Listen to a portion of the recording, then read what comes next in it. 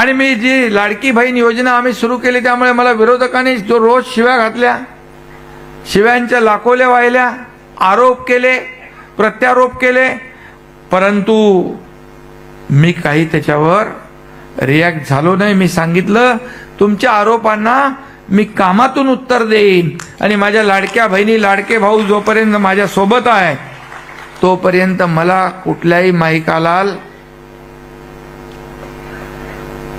जाऊ द्या, मला कशाची चिंता नाही। आणि म्हणून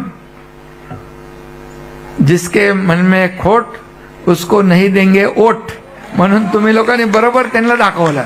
एकनाथ शिंदेला शिव्या देताय का तुम्ही? ठीक आहे, आमच्या भावाला शिव्या देताय द्या, आरोप करताय द्या, पण तुम्हाला माहित आहे मी आरोपाला कामात उत्तर दिलं। आणि म्हणूनच अनेक लोकांनी याची नोंद घेतली, विरोधी पक्षातल्या लोकांनी देखील घेतली की 50 वर्षात, गेल्या 50 वर्षात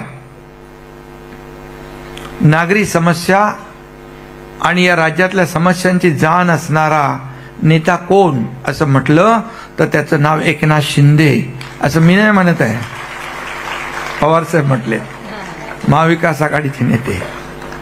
आणि त्यांनी त्यांच्या पुस्तकात पण बरंचसं काय लिहून ठेवलंय, कुणाच्या बद्दल ते तुम्हाला माहित आहे। आणि म्हणून आज ज्या शिवदुर्गांचा सन्मान झाला त्यांचं मी मनापासून अभिनंदन करतो। या शिवदुर्गा ज्या आहेत तुम्ही सगळ्या या लाडकी बहीण योजनेच्या ब्रँड अँबॅसेडर आहात, ब्रँड अँबॅसेडर, महिला सक्षमीकरणाच्या चळवळीच्या राजदूत आहात असं मी म्हणतो। कारण शेवटी महिला सक्षमीकरण झालं पाहिजे।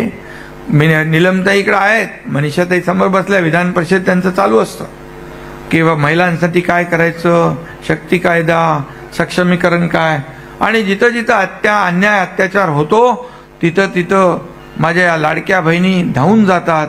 निलमताई देखील मी पाहिलंय की एका चळवळीतून तुम्ही आलात पुढे, आणि जिथं जिथं अन्याय झाला, संघर्ष झाला तिथे ताबडतोब धावून गेलात, त्यांना मदत केली।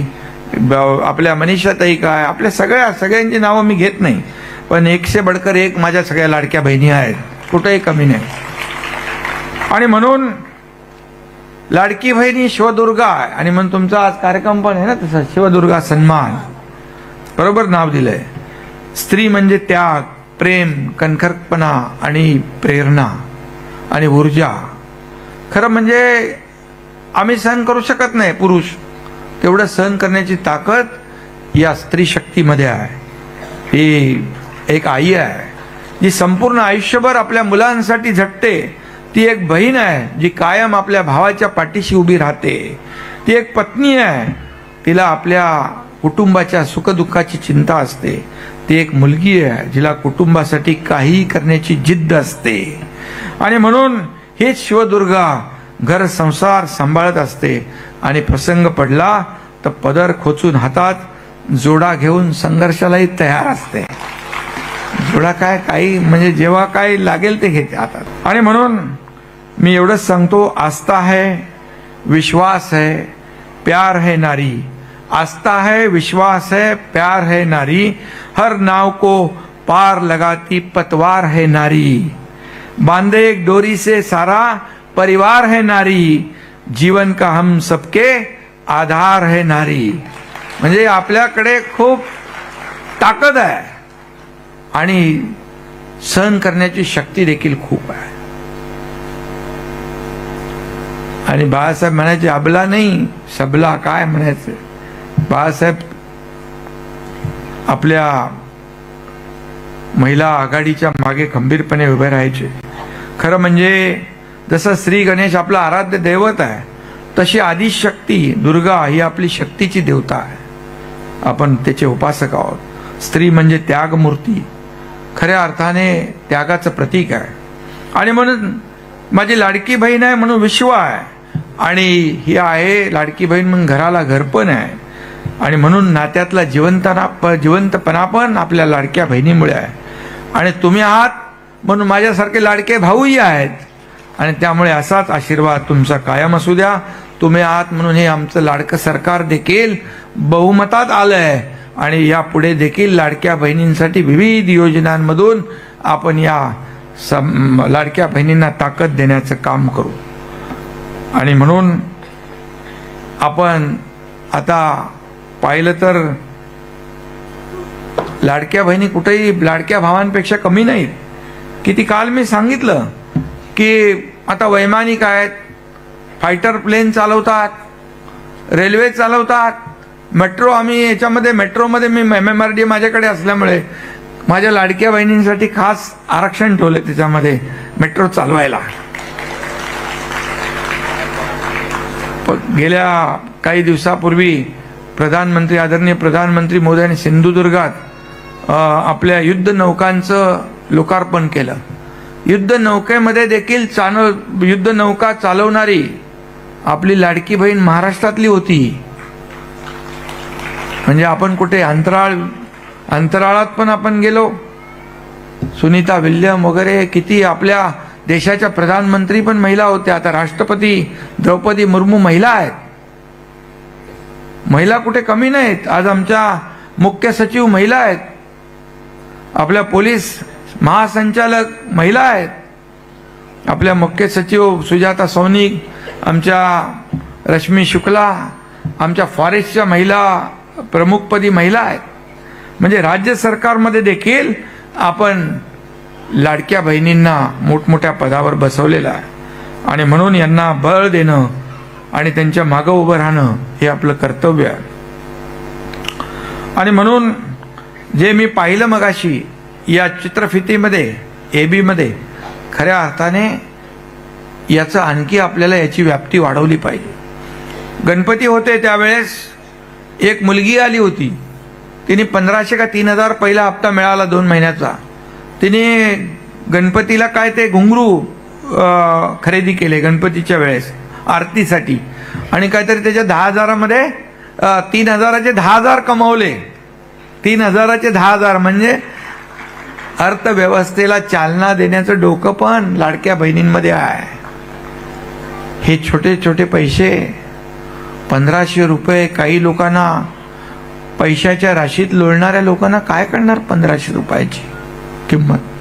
पण माझ्या लाडक्या बहिणींना हे तर उदाहरण आपण दाखवलं, परंतु अशा अनेक लाडक्या बहिणी आहेत की त्यांना 1,500 रुपये एक आधार देणारा एक हात आपण दिलेला आहे. त्यांना खऱ्या अर्थाने आपण आर्थिक स्वातंत्र्य मिळवून दिले. पूर्वी कसं नवऱ्याच्या याच्यावर आपल्याला चालायला लागायचं, आता नाही. आता माझ्या लाडक्या बहिणीचा सन्मान घरातही झाला, नवराही करतो, सासू सासरे पण करतात. कारण ते पैसे लाडकी बहीण तिच्या सहीशिवाय, हा देखील सन्मान आपण मिळवून दिलाय. आणि म्हणून या ठिकाणी सगळ्या ठिकाणी आपल्या लाडक्या बहिणी आपलं म्हणजे कामाचं कर्तृत्व गाजवत आहेत. आणि म्हणून अनेक योजना आपण करतोय. केंद्र सरकार, राज्य सरकार त्याची माहिती आपल्यापर्यंत आपल्या लोकांनी पोचवायला पाहिजे. संसद भवनाचं गेल्या वर्षी उद्घाटन झालं तेव्हा प्रधानमंत्री मोदीजींनी सर्वप्रथम नारी शक्ती वंदन विधेयक आणलं ना. ते पहिलं बिल आणलं, ते एक मतानं मंजूर केलं. खरं म्हणजे नवीन वास्तूत पहिलं मंजूर झालेलं बिल हे आमच्या नारी शक्तीचं लाडक्या बहिणींचं होतं.